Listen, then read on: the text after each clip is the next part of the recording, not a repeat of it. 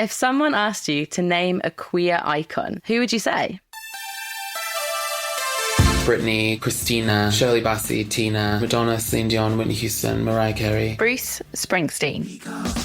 This is Because the Bus Belongs to Us, A serious journalistic quest to get Bruce Springsteen recognised as the queer icon we know that he is. Listen to Because the Bus Belongs to Us on the iHeartRadio app, Apple Podcasts, or wherever you get your podcasts. Yo, it's Big Bank. Check out my podcast, Perspective with Bank, on the Black Effect Podcast Network. Each and every Monday, Perspective with Bank podcast will feature individuals, all walks of life, who come together to share their unique perspective and engage in enlightened conversation. This podcast will explore all type of conversations from everyday people, your favorite celebrities. Every Monday, listen to Perspective with Bank on Black Effect Podcast Network, iHeartRadio app, Apple Podcasts, or wherever you get your podcasts. Presented by AT&T. Connecting changes everything. Hi, I'm Katie Lowe's. And I'm Guillermo Diaz. And we're the hosts of Unpacking the Toolbox, the Scandal Rewatch podcast where we're talking about all the best moments of the show. Mesmerizing. But also, we get to hang out with all of our old Scandal friends like Bellamy Young, Scott Foley, Tony Goldwyn, Debbie Allen, Kerry Washington. Well, suit up, gladiators. Grab your big old glass of wine and prepare yourselves for an even more behind-the-scenes stories with Unpacking the Toolbox. Listen to Unpacking the Toolbox on the iHeartRadio app, Apple Podcasts, or wherever you get your podcasts. Meet the real woman behind the tabloid headlines in a personal podcast that delves into the life of the notorious Tori Spelling as she takes us through the ups and downs of her sometimes glamorous, sometimes chaotic life and marriage. I just filed for divorce. Whoa. I said the words that I've said like in my head for like 16 years. Wild. Listen to Misspelling on the iHeartRadio app, Apple Podcasts, or wherever you get your podcasts. I'm Angie Martinez, and on my podcast, I like to talk to everyone from Hall of Fame athletes to iconic musicians about getting real on some of the complications and challenges of real life. I had the best dad, and I had the best memories and the greatest experience, and that's all I want for my kids, as long as they can have that. Listen to Angie Martinez IRL on the iHeartRadio app, Apple Podcasts, or wherever you get your podcasts.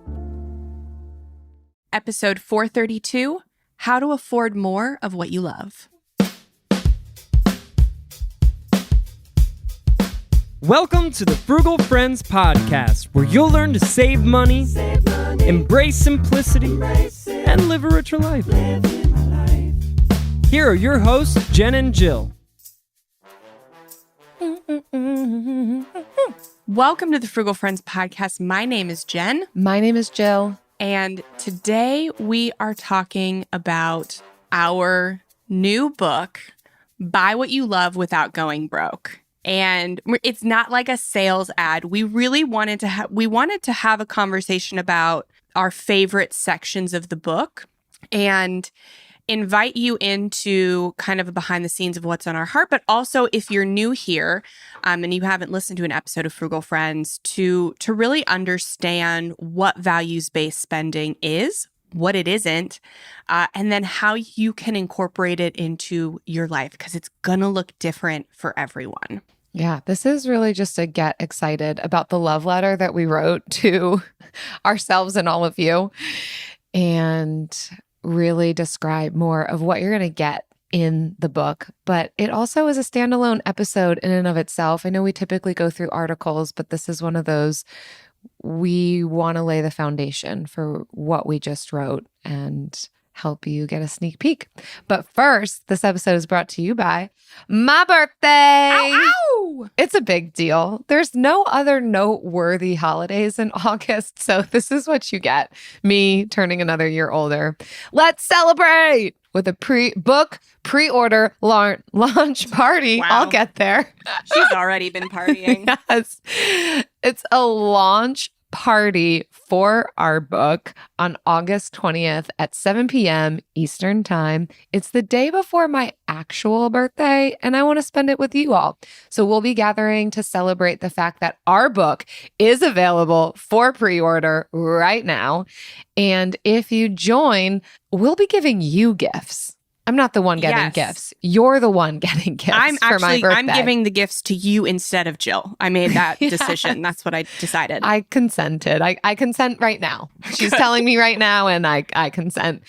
Everyone who joins in on the launch party will get a free 90-day fall meal plan. So all the foods that are fall inspired available in the fall.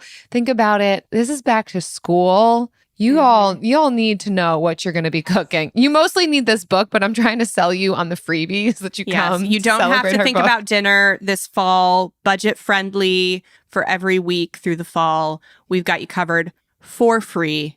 And if you do pre-order the book before the party or during the party, you get extra special freebies. You know we love giving away gifts. So if you do pre-order that book, we're going to give you even more goodies for yourself.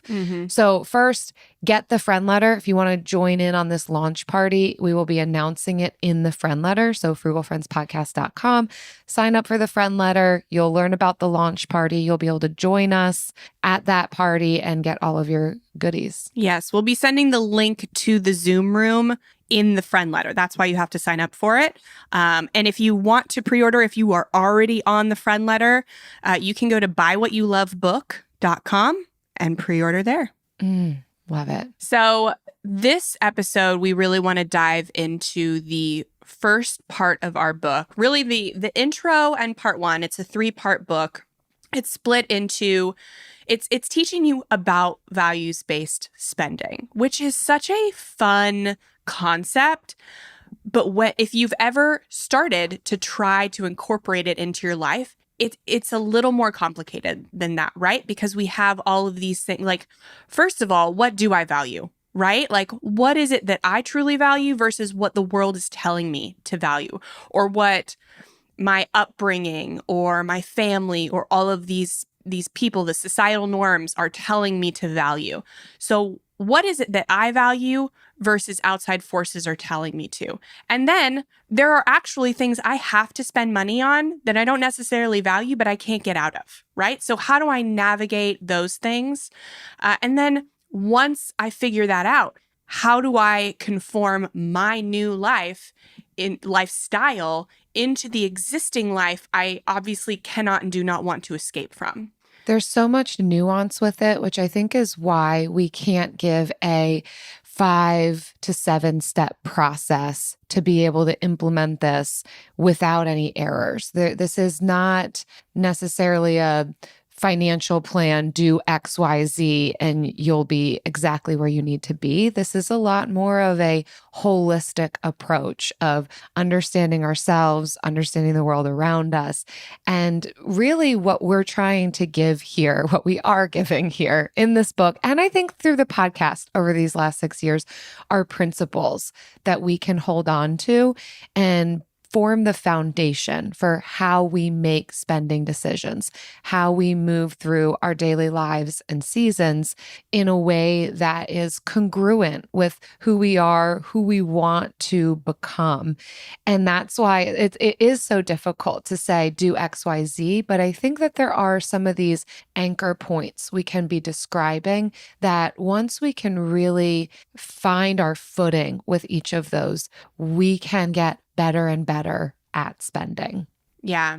So this first section of the book is where we talk about how to afford more of what you love. And so that is it's a very sexy title, but like it's very intense and tough topic because we're navigating finding more of what we love. We're navigating like, so what do I love? What are the big overarching things? And then also what are the small things? Like the things, because little treats make a difference. But the more little treats we have, they become normal and they're no longer treats, they're just habits. So like, how do we keep those treats special and then also afford to potentially save or, whatever we need to do to get more of the big stuff? And we polled you guys in the friend letter. That's another big reason to be part of the friend letter, is that we do polls and we incorporate those polls into episodes. And kind of asking you, like, what do you wish your money allowed you to do? And so I said, spend more time with family, have more job flexibility, enjoy unique experiences with friends, and then other. And most of you said, I mean, it was very even all across, right? Between family, friends, job flexibility. But most of you said you just want more job flexibility.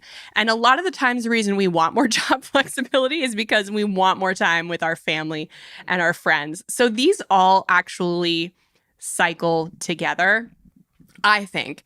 And then there were some fun, like, other, a lot of the other was travel related. And I think more job flexibility allows more travel. And I think most of the time we want to travel with family and friends. Right. So like it was so even across the board what you guys answered, because I think all the answers are very intertwined. And I can relate when I think about just our title of the podcast episode today, how to afford more of what you love.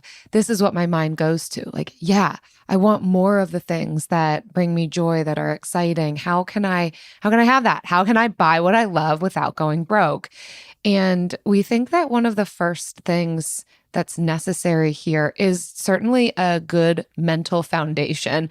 I know that we often love to jump to action steps, but you know us. And there are action steps. There are. Don't get us wrong. Yes. And some of the action steps, though, are looking at our perspective and what is our mindset around this. But I think one of the first things to understand is that spending is a skill. It's dispelling this myth that there's either spenders or savers, and it's some personality trait that we possess, but rather a skill like any other skill that can be learned. We can get better at the skill of spending, even though we've not been taught it. Most of us have not been taught how to spend, necessarily maybe even how to save, how to invest, right? Just like kind of anything else with money. Most of us have not been taught it, but it is a skill that we can improve upon. And so I think just beginning from there and knowing that aspect can be helpful as we keep going, that this is something I can get good at, and there are some things I can do to get better at this so that I can afford the things that I love. Yeah. And I think so much of the narrative is around earning more money. And while that is super important, that's foundational, right? If you're not earning enough to pay your bills, like that's where your first focus should be. But for so many of us, we stop at the earning, or if it's not a possibility to earn more at this time, maybe you're one of the many people right now that's having trouble finding work. Maybe you're in a place that you don't like and you're having trouble getting out of there or getting a promotion or a raise. Like those seasons happen, right? And we want to encourage you to earn more, but we understand and we think it should be valued that that's not always going to be your season. And when it's not your season, learning how to spend money well is a very valuable effort that you can make in your life, because once you are earning more, which will happen, you need to know how to spend it, or you're going to end up right back in the position that maybe you find yourself now or you found yourself before. So that's really why we spent an entire book talking about how to spend money. And when you can shift your mindset from, I'm a spender, I just need to earn more to afford the lifestyle that I love, that and you start thinking, okay, spending is a skill, right? I am not a spender and I'm not a saver. Those are myths. Everyone is a spender, everyone is a saver, right? Yeah. So when you start looking at spending as a skill, then you can start learning the sub-skills around skills. So like being a good communicator, that's a skill. But talking isn't the only skill. If you only learn how to talk, then you're not really a good communicator, right? You need to learn active listening, a certain level of empathy, all of these sub-skills that encompass being a good communicator. And so that's what values-based spending is. It's not just spending money, because when we say how to spend money, you're like, oh, I'm great at spending money. Well, you can be great at talking, but that doesn't mean you're a great communicator. So we need to learn these sub-skills around it so that we can be better at the skill. And when you think of it like that, then it becomes less of I'm not going to focus on my spending or saving money. I'm just going to earn more because, there's only so much you can save. There's only so much you can cut from your expenses. I hear that all the time. Just because there's just because there's a limit doesn't mean you shouldn't be working or not working to find what your limit is. Limits are not the enemy because the limit can be anywhere for you. And so looking at it as a skill is a mindset shift that is basic, like ground one, step one to figuring out what you love. Mm-hmm. Yeah. And spoiler alert, being able to afford more of what we love does absolutely intersect with identifying what we don't love and how to not spend on those things. That's another episode.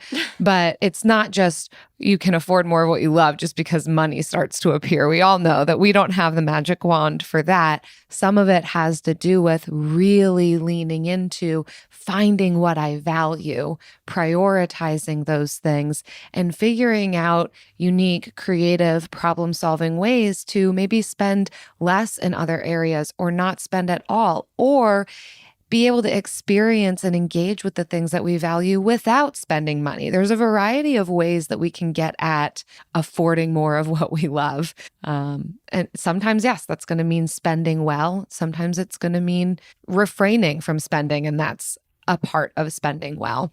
But I think some of it has to do with understanding and knowing the role of values within our spending. Mm-hmm. And one of the things that we've really zeroed in on with the book is the importance of the 4 F's, which we've already identified in the poll, right? Yes, we didn't explicitly say them, but like you guys said them for us. Yeah. And they are faith, family, friends, and fulfilling work. We've recognized through research and our own experiences and what you all are saying that ultimately these are our values. Certainly we have other values outside of that for travel, for good food, for you name it, anything that kind of brings you joy. Some of that is spiritual practice, honestly. Yeah. Most likely, though, the things that we really desire and we want to be engaging in that are our core values are these 4 F's in varying degrees. And so we seek to fulfill these values, sometimes through spending a lot of money, sometimes through the types of jobs that we have so that we can be with these people more often. But ultimately, we are trying to fulfill these values. Sometimes we're doing that well. Sometimes we're not doing that well. And of course, that intersects with the spending decisions that we make that are worthwhile to take a look at. Yeah, one of the fun, crazy things about being a creator and somebody who makes content is like naming things. You have to like name things. It's just weird. You don't do this in your real life. Like you don't name things in your life. I don't know, maybe you do, but like when we started talking, shifting the narrative of what we talk about on Frugal Friends from how do I save as much money as possible? How do I spend as little as possible? And it's really what we never wanted it to truly be that, but we did start out on that because that was easiest to understand, right? And so when we kind of started to evolve and say, okay, how can I spend on what I truly love, what I truly value, and how do I say no to what I don't? That was something that wasn't being widely talked about. And so we kind of came up with the name values-based spending. I don't know if we came up with it on our own. I don't remember anybody saying that before us. So we went through this season of kind of trying to find, okay, what is values-based spending? Like we didn't have that sentence, 4 years ago. And we looked at actual like corporate company values, like courage, generosity, stuff like that. Right. Yeah. And leadership. If you have been with us for a really long time, like that's how the conversation started.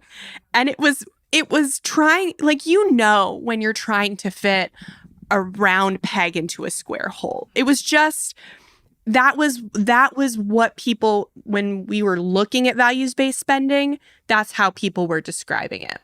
And so that's what we went with. And then it took us years and really into writing this book when we really did have to decide to name these things. Like values-based spending, the 4 Fs. And what it came down to was that we were looking at these corporate values for so long, and everyone was saying, like, my highest value is family and friendship or faith. And eventually I was like, okay, we can't all have the same values. We gotta get those out of here, and we gotta pick other values. And I just wasn't listening to what was right in front of me.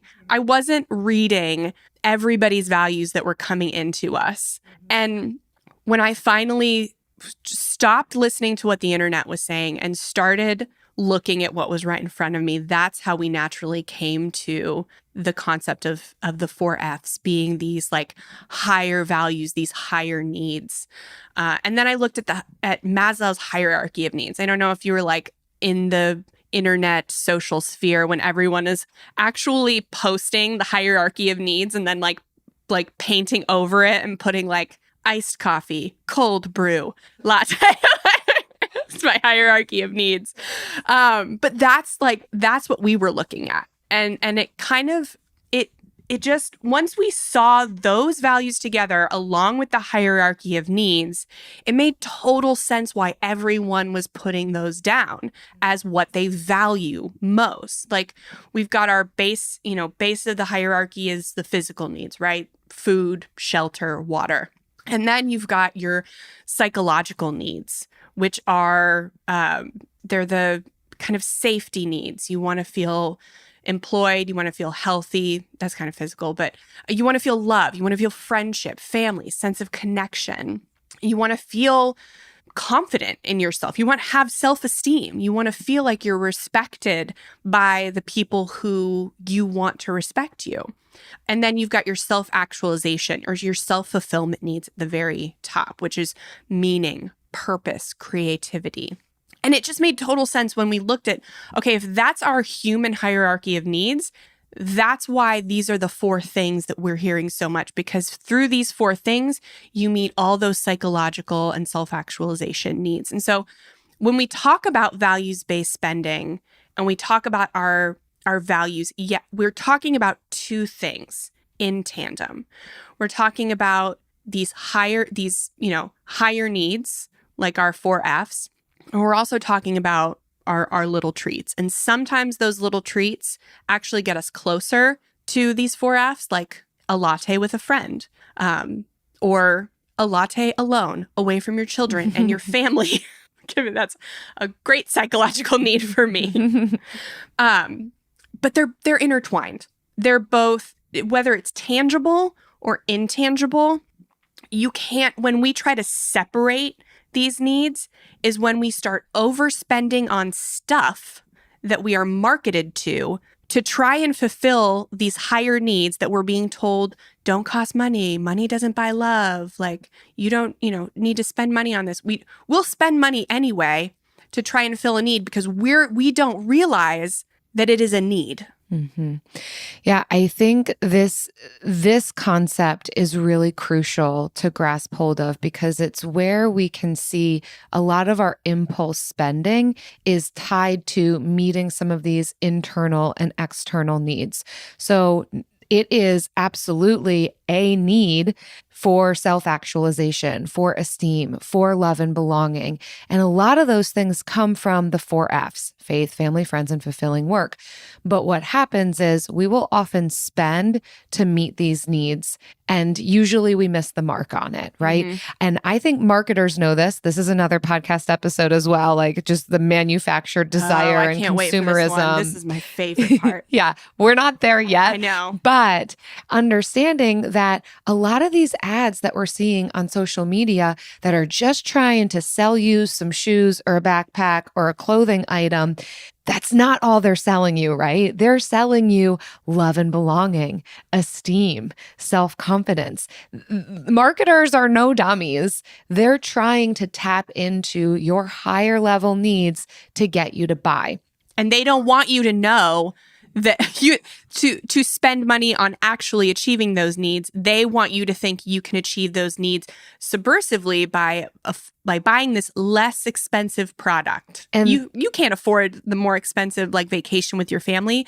So just buy, this little like these pants that make your butt look bigger, and then maybe people will look at you better. I don't know.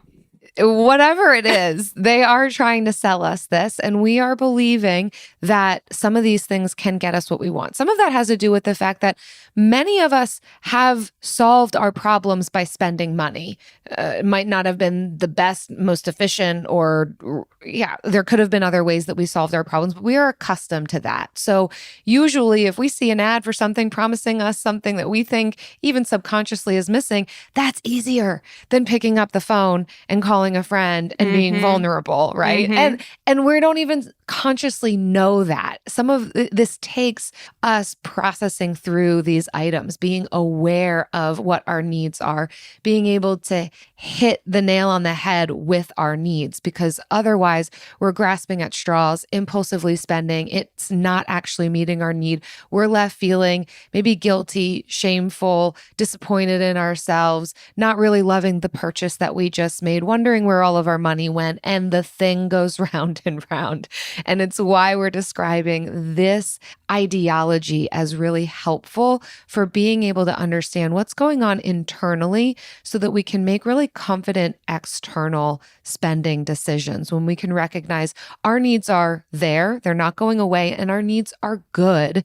But the way that we get after these needs and how we spend around our needs oftentimes can be tweaked. And it is possible to get better at it because spending is a skill. It is summer, and on NPR's Planet Money podcast, that means it is time to grab your notebooks and your headphones and tune into the economics crash course for your ears.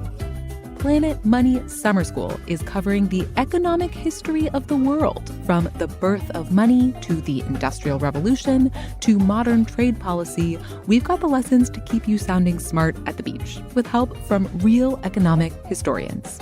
Every Wednesday until Labor Day. Listen to Planet Money from NPR on the iHeartRadio app or wherever you get your podcasts.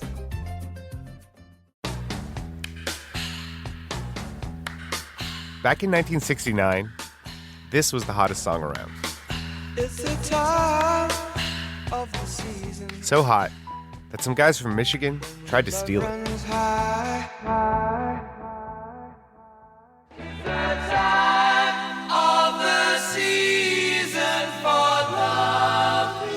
My name is Daniel Ralston. For 10 years, I've been obsessed with one of the most bizarre and audacious cons in rock and roll history. A group would have a hit record, and quickly they would hire a bunch of guys to go out and be the group. People were being cheated on several levels. After years of searching, we bring you the true story of the fake zombies. I was like blown away. These guys are not going to get away with it. Listen to the true story of the fake zombies on the iHeartRadio app, Apple Podcasts, or wherever you get your podcasts.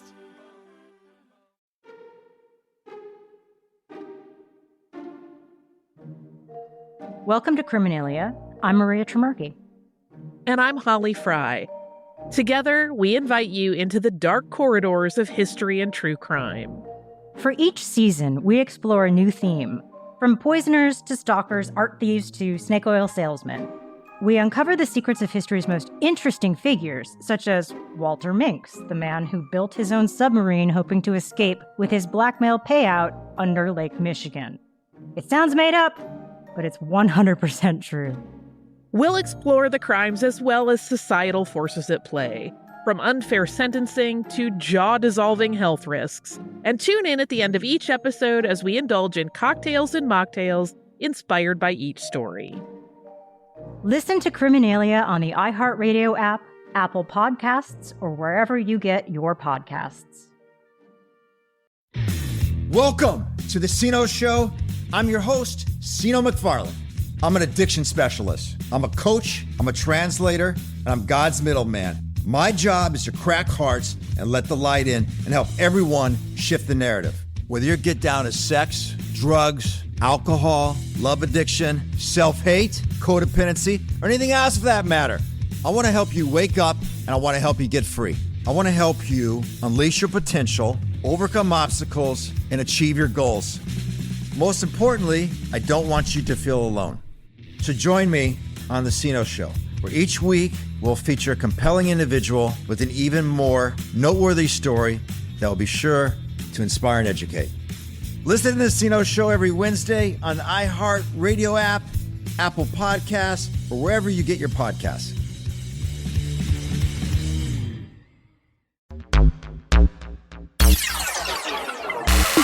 Want to know how to leverage culture to build a successful business? Then Butternomics is the podcast for you. I'm your host, Brandon Butler, founder and CEO of Butter ATL. Over my career, I've built and helped run multiple seven-figure businesses that leverage culture and built successful brands. Now I want to share what I've learned with you. And on Butternomics, we go deep with today's most influential entrepreneurs, innovators, and business leaders to peel back the layers on how they use culture as the driving force in their business. On every episode, we get the inside scoop on how these leaders tap into culture to build something amazing. From exclusive interviews to business breakdowns, we'll explore the journey of turning passion for culture into business. Whether you're just getting started or an established business owner, Butternomics will give you what you need to take your game to the next level. This is Butternomics. Listen to Butternomics on the iHeartRadio app, Apple Podcasts, or wherever you get your podcasts. So now that we've defined what values are, let's think about finding out what we value, because these 4 F's are going to be, you're going to show up differently in each one. If you're a super religious person, faith is going to be very high on your values list. If you don't see yourself as a religious person, then maybe your faith practice is through, hiking, meditation, traveling. It's going to be kind of less often. It's going to be lower on the list. All of them are on the list, though. Just you have to figure out how they are on the list for you. And that comes, we think, through asking yourself better questions. I tend to ask myself a lot of questions about, especially postpartum, and that I am still, I've got that body dysmorphia of the early 2000s, right? And it hasn't gone away with every child I've had. So, I will sometimes ask myself questions like, why did I eat that if I know, it's not in my meal plan? Why did I go out to eat? I had food at home. Why? I'm asking these questions in a judgmental way and not in a curious way. Judgment breeds shame. It breeds guilt. Curiosity breeds knowledge and discovery. And that's what we want to go into a exploration of values with, is because you can value anything. There's nothing bad to value, unless maybe you value doing bad things to people. Don't value that. Don't value that. Change your values. change your values. That's the only time we'll say change your values. But most of the time, you can value anything, but sometimes what we value is not valued by the people around us or the people on the internet or the people we respect and want to be like. And so we feel we don't want to value that stuff. I don't value going to sit down restaurants a lot. But everybody around me is a foodie. And so I feel that should be my reward for doing something good. Or I should value that more highly. Honestly, I value Chipotle because I don't have to cook and I don't have to do dishes. That's my value. But I also then seem really lame to some people who may have higher food tastes than me. I was just reading about a guy, an NFL player who has eaten Chipotle every day for the last 10 years. He's got to get his calories And in. I was like, that's my guy. Mm-hmm. I don't know that guy, but that's my guy. And he's cool. Yeah. He's not lame. I don't think. I don't know. I don't know think him. he is. Yeah. I don't know a lot about sports. I don't know a lot of football players either. But he seems cool. Mm-hmm. So it's being honest with yourself and asking yourself questions from a place of curiosity, no judgment, and just really trying to learn who am I? What do I love? Mm-hmm. And one of the ways that we can do that is by avoiding the why question. Not that there's anything wrong with why. It can be incorporated into our language, but not right now, not at this point of practicing curiosity. It is better to ask ourselves what, how, when we're trying to get to some of the core of our habits, our decisions, the things that are a little bit on autopilot. So for that example that you just gave, why am I, what was it? Coffee? Why am I? I never. I know why I drink coffee. It's like, why am I getting takeout when I have food prepared at home? Like, yeah. Instead of why did I do this? Why am I doing this? I have a solution. What is it about takeout that this is serving me right now? Right? Such a different lens on it. One puts us in a posture of defense and shame, and the other is, I guess I could dig deeper here. Maybe it's that I'm tired. It's Wednesday, Jen is tired.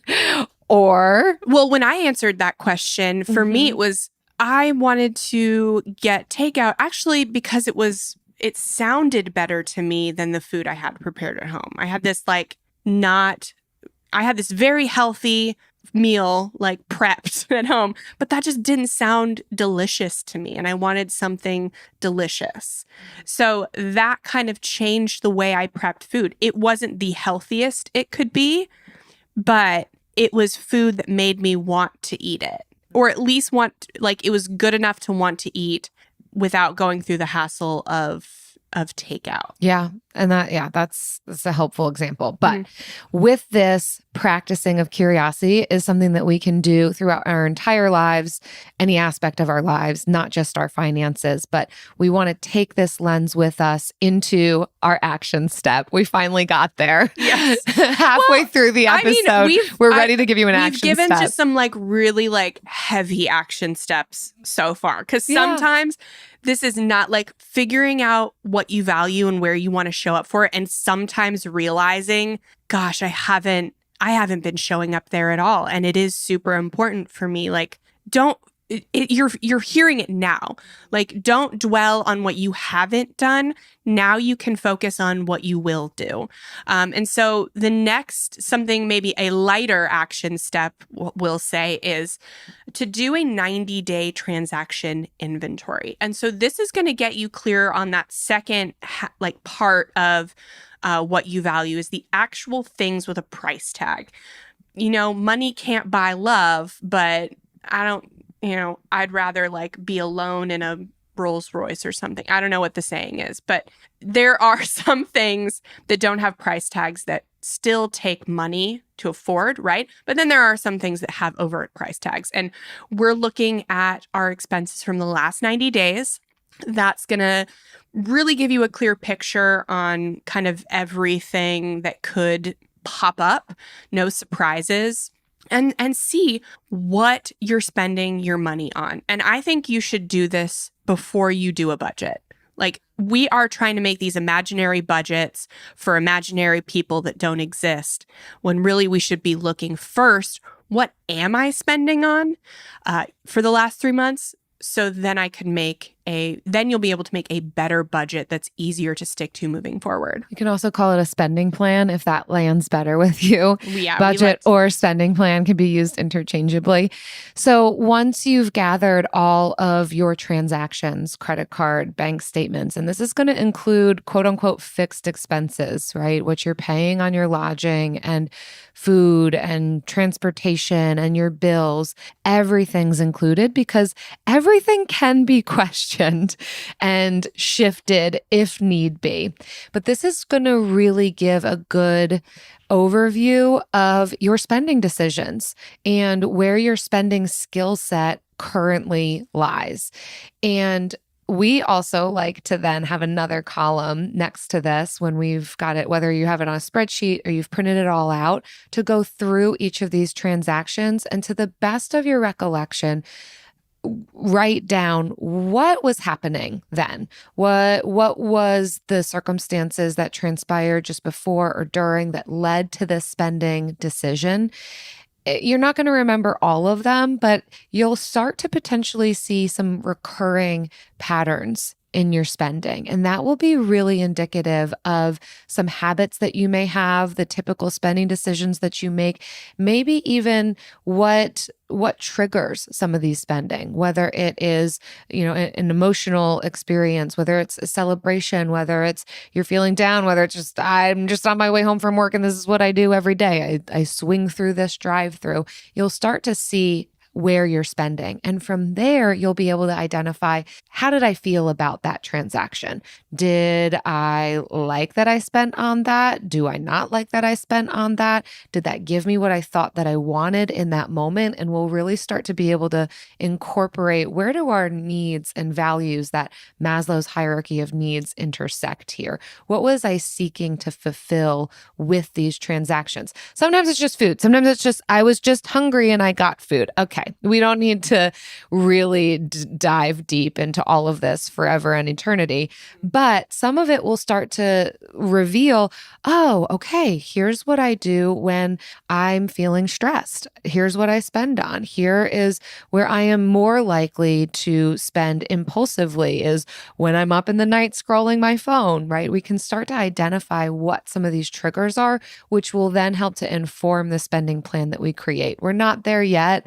But learning more about ourselves is going to be really helpful. And this is the best way to do that, to just look at it with that lens of curiosity, that non-shaming. What was it about this purchase that I was interested in? Did it fulfill that? And then we can decide, if it didn't, what shifts would I want to make in the future when I'm feeling stressed, when I'm feeling celebratory, when I'm feeling tired? Yeah. And so this is just the first section of the book, you guys. And we actually had to add an extra chapter, I think kind of almost while we were writing the book. We added a chapter after this about honoring your season, because you won't be able to value the same things at the same capacity your whole life. As I have had my second child, my prioritization for friendships has really fallen off, right?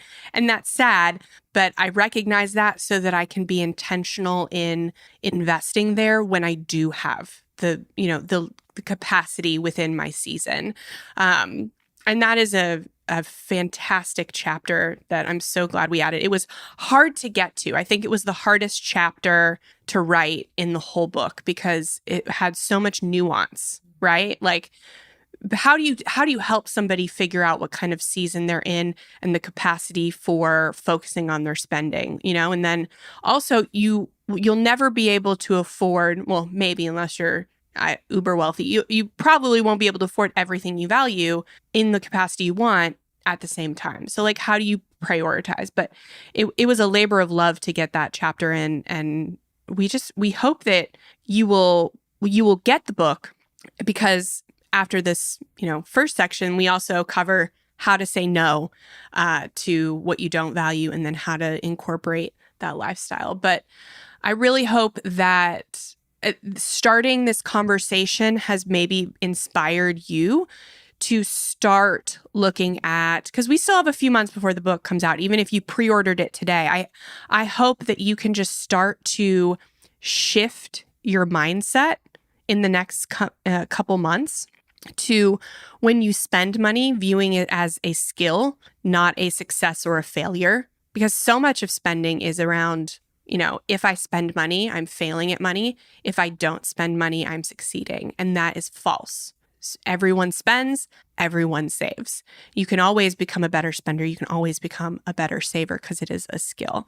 And really diving into, okay, well, if this is a skill, how do I get better at it in a way that looks better for me, not for the people around me? And if what we really value is those 4 F's, we can meet those needs without spending money, right? Mm-hmm. Being able to afford more of what we love is, some of this we can just get for free. All of us can afford free. Yes. If we're aimed at the core of what we really value, and being a little bit more aware of, what need am I trying to meet with this purchase? Are there other ways that I can do that? There's so much more that we'll give you in this podcast and we'll give you in the book on that. But again, laying that precursor that these are things you can begin working on is just practicing curiosity, being aware of what's behind your spending, what need you might be trying to meet, and you will have an excellent foundation for then what's to come and learning for yourself how to afford more of the things that you love. You know what is a great foundation, whether you have been with us since our corporate value days or this is your first time leaning in? The Bill of the Week.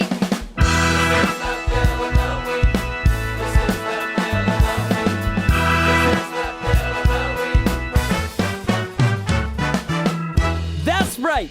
It's time for the best minute of your entire week. Maybe a baby was born and his name is William. Maybe you paid off your mortgage. Maybe your car died and you're happy to not have to pay that bill anymore. Duck Bills, Buffalo Bills, Bill Clinton. This is the Bill of the Week. Hi, Frugal friends. My name is Jessie. My Bill of the Week is a bill I do not have to pay. I got a bill from my dentist for fluoride treatment, which I did not receive, so I called and asked them. And so I'm not having to pay $47. It never hurts to call and ask. Thanks for your podcast. I love it. Bye. Ooh, Jessie, $50 for fluoride. What are these dentists doing? I remember the good old days when slapping some fluoride on your teeth cost $20.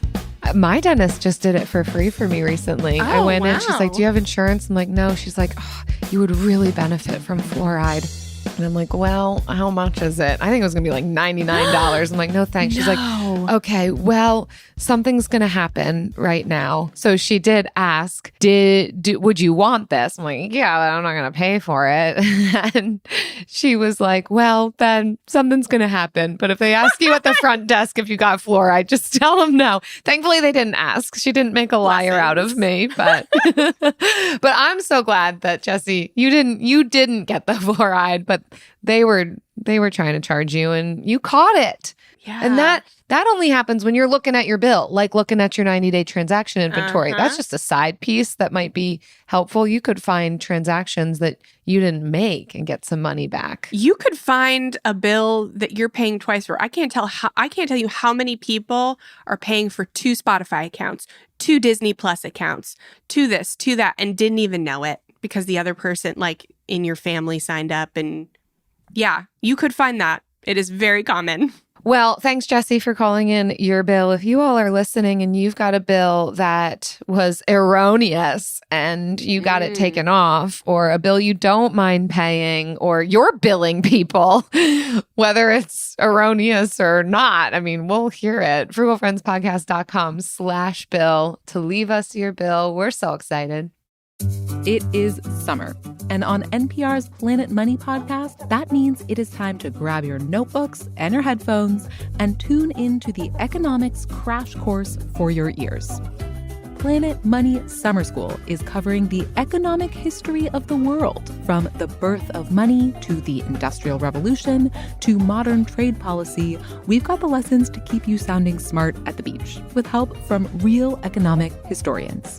Every Wednesday until Labor Day. Listen to Planet Money from NPR on the iHeartRadio app or wherever you get your podcasts.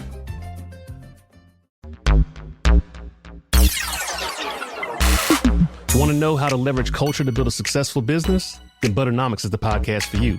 I'm your host, Brandon Butler, founder and CEO of Butter ATL. Over my career, I've built and helped run multiple 7-figure businesses that leverage culture and built successful brands. Now I want to share what I've learned with you. And on Butternomics, we go deep with today's most influential entrepreneurs, innovators, and business leaders to peel back the layers on how they use culture as the driving force in their business. On every episode, we get the inside scoop on how these leaders tap into culture to build something amazing. From exclusive interviews to business breakdowns, we'll explore the journey of turning passion for culture into business. Whether you're just getting started or an established business owner, Butternomics will give you what you need to take your game to the next level. This is Butternomics. Listen to Butternomics on the iHeartRadio app, Apple Podcasts, or wherever you get your podcasts. Guess what, Mango? What's that, Will? So iHeart is giving us a whole minute to promote our podcast, Part-Time Genius. I know. That's why I spent my whole week composing a haiku for the occasion. It's about my emotional journey in podcasting over the last 7 years, and it's called Earthquake House. Mango, I'm going to cut you off right there. Why don't we just tell people about our show instead? Yeah, that's a better idea. So every week on Part-Time Genius, we feed our curiosity by answering the world's most important questions. Things like, when did America start dialing 911? Is William Shatner's best acting work in Esperanto? Also, what happened to Esperanto? Plus, we cover questions like how Chinese is your Chinese food, how do dollar stores stay in business, and of course, is there an Illuminati of cheese? There absolutely is, and we are risking our lives by talking about it. But if you love mind-blowing facts, incredible history, and really bad jokes, make your brains happy and tune in to Part-Time Genius. Listen to Part-Time Genius on the iHeartRadio app or wherever you get your podcasts. Welcome to the Sino Show. I'm your host, Sino McFarlane. I'm an addiction specialist. I'm a coach, I'm a translator, and I'm God's middleman. My job is to crack hearts and let the light in and help everyone shift the narrative. Whether your get down is sex, drugs, alcohol, love addiction, self-hate, codependency, or anything else for that matter, I want to help you wake up and I want to help you get free. I want to help you unleash your potential, overcome obstacles, and achieve your goals. Most importantly, I don't want you to feel alone. So join me on The Sino Show, where each week we'll feature a compelling individual with an even more noteworthy story that will be sure to inspire and educate. Listen to The Sino Show every Wednesday on the iHeartRadio app, Apple Podcasts, or wherever you get your podcasts. There's something different about the conversations we have late at night. They often spin off in strange and wonderful directions. So we asked, what if those laid-back conversations were with some of the biggest musicians in the world and some of the most interesting new artists we love right now? Midnight Chats has already welcomed Tame Impala, Charlie XCX, Mark Ronson, Vince Staples, and many others. Our biggest and best series is happening right now. So join me, Greg Cochran, and me, Stuart Stubbs, as we talk to our favourite musicians about the things they don't usually talk about. I'm feeling more okay with being a diva. There was one birthday when I went to a graveyard. Every partner that I've ever had, when they look at my texts with my mother, are like, how are you sharing this information? Listen to the new series of Midnight Chats every Tuesday night on the iHeartRadio app, Apple Podcasts, or wherever you get your favorite shows. And now it's time for the lightning round. All right, what's a simple luxury you love to splurge on? And what do you do when you can't afford it? My simple luxury, Disney. Oh, simple luxury. That's luxury. I don't know if it's simple. Full luxury. I love Run Disney. I love doing Disney half marathons. I love going to Disney World. I most recently went to Disney World last year I've done several Disney races, but I've actually January of 2023, I think. Maybe was that the last time I went into Disney World? No. Well, okay, I went into Epcot after the Wine and Dine half marathon in November. But the last time I went without a race was January of 2023. And I'm actually going this weekend. Yay! Yeah. Shout out to Allison Baggerly over at Inspired Budget, Caroline Venzel. We took a girls' trip to Disney World that was January. I was pregnant. No. 2023. 2023 or 2024? I didn't this go is this 2024. Year. I went. It's been a year and a half. Yeah. So I've done several Disney. I've done 2 Disney races. So I've been to Disney. Yeah. And I went to the Wine and Dine half marathon after party where I got to ride rides at Epcot. Okay. But when I went in April, I just went to Disney Springs and the hotel with my friends. Okay. Well, second half of the question: what do you do when you can't afford it? I'll let you know. I'm just kidding. So that's why I haven't been on a leisure trip since January 2023. I don't go. I had a baby in March 2023, and he has been more expensive than my first, and I just don't go. And so the only reason we're going this weekend is my mom, she got a little lump sum, and she's using part of it to treat us to a Disney That's weekend. So nice. Yeah. What do you fulfill that with, though? Because if we're talking like how to afford what you love, okay, it's not just deprivation. Sometimes it is sacrifice. But when you can't, in that year and a half that you couldn't go, were there other things that you did that were like satisfying or adjacent to this? So the Disney races are, I guess, in total less expensive than a full family Disney vacation. So it's a little bit of a compromise. But I think sometimes watching Disney videos on YouTube. That's what I was going to say that on your behalf. You like enjoy watching these I do things. enjoy. Shout out to Molly at Mammoth Club. I love watching her videos. So, but I'm not like obsessive. I wouldn't, I don't know. I would call myself a Disney adult, but I think Disney adults would look at me and be like, you're not a Disney adult. But like normal people look at me and they're like, you're a Disney adult. So I'm somewhere in the radical middle. So you, Jill? There's a lot of things that I enjoy, but you this are one feels simple luxury. the most relatable. You might be luxury. I'm an almond. I'm simple. I'm not a Marcona almond. I'm a walnut. I'm just an almond. Okay. One of them for me is going out to eat. I think this is the easiest one to describe.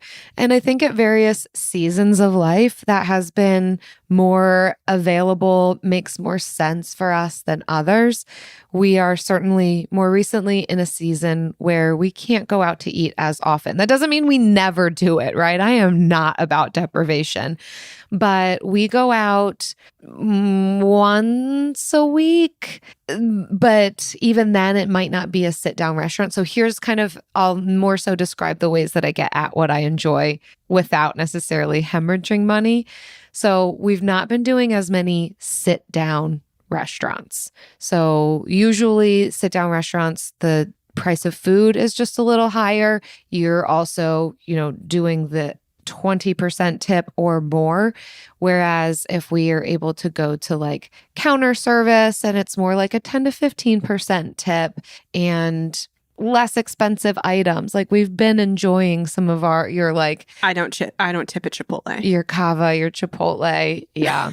Yeah, we did do I know, don't get us a 1-star for that. Technically, tipping etiquette does say that for counter service, you do not have to tip. You absolutely can choose to. We're getting off on a different subject here. But then I'm just cooking at home a lot more. But one of the things that I try and find new ways to get excited about eating at home. Sometimes it includes going to like the local Italian market to get some fun ingredients and do some fun things like that. Or I'll just get pre-prepared meals from Trader Joe's or that Italian market to just spice it up a little bit throughout the week, allow myself an option if I am feeling tired, I don't feel like cooking.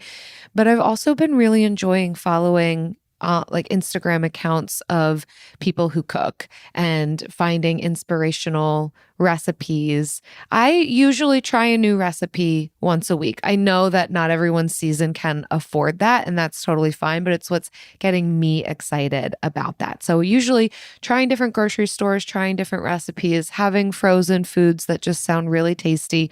Always bread and butter in the fridge. You always got bread and butter, and that sounds yummy to me. Loves bread. So I can still afford the thing that I love, which I think ultimately is good food. Yeah. And it doesn't always have to mean that I'm spending like $70 on a meal out. Well, something we didn't talk about in this episode that we cover extensively in the first part of the book is the radical middle. Is that you can find a lot of the times what you value is going to be in the radical middle. So maybe it's not going out to eat a lot, but it's also not like making just bad food all the time. It's going to the Italian market and picking up a lasagna that's cheaper than a lasagna you'd get from a restaurant, but just as good. And you're eating it at home. That's the radical middle. Yep. So. Or having friends over to enjoy it with you. So you're still getting that interaction with other people. So, Yep. yeah. Thank you for listening. We hope that you are inspired to take a deeper look into what you value. We hope that you will pre-order Buy What You Love Without Going Broke. You can do that at buywhatyoulovebook.com. And thank you so much for listening and leaving your kind reviews like this one from Roland Ferret. Says, I'm not bored. In all caps, happens to be 5 stars. We don't prefer, we love the 5 stars. We don't force you to write 5 stars, but we love them. Because this podcast reminds me that saving money can be just as fun as spending it, I love having these two frugalities yelling at me to be more thoughtful about how I spend my money and ways that I can continue to save. It also keeps me pumped and motivated while I spend evenings and weekends slaving away on home renovations. Oh, Roland. Mm-hmm. I signed into Apple Podcasts and learned how to write a review for the sake of this podcast. If you like to not be bored, this is the podcast for you. Roland, learning new things. Sign into Good Apple for Podcasts you. just to leave us a review. I love it. We see it. Obviously, Yes. we're reading it and we're so, so grateful. Thank you, Roland Ferret. And thank you all for listening. If you too, like Roland Ferret, are not bored and you like us yelling at you and having fun, please do take a minute to leave a rating and review. It truly does help us. It helps new listeners find us. It'll probably help us sell this book. Hopefully. Buywhatyoulovebook.com. Yeah. Thank you. Thanks, everybody. Bye. Frugal Friends is produced by Eric Siriani.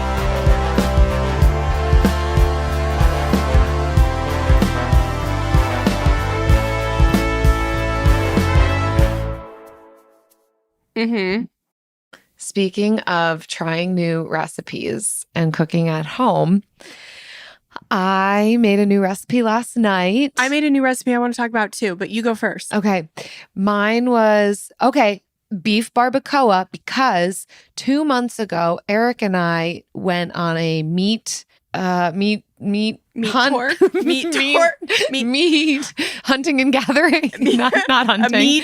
We got a ton of meat. We went to Sam's Club because Frugal Friends has a Sam's Club subscription. We do So Jen and I share the Sam's Club membership. And so Eric and I went one night. We got our hot dog dinner, which was fantastic, $1.50, and then got a bunch of meat because Sam's Club is good for that, is good pricing. Actually, they raised their prices on the organic chicken breast. Dang it. I know, Walmart's better now. At the time, I got like everything that I could possibly think that I might want. I think I spent like $150. Meatopia. I'm still Meatopia. I've not bought meat in 2 months and I still have more in the freezer. So like we did good. But during this time, I was like, I'm so accustomed to buying the same types of meat. I want to try something new. So I got a bottom round. I don't know why that's funny to me, but it is funny to me. I got a beef bottom round and I'm like, I don't know what I'm going to do with this, honey, but we're me going to, too. yeah. I got a big old bottom round.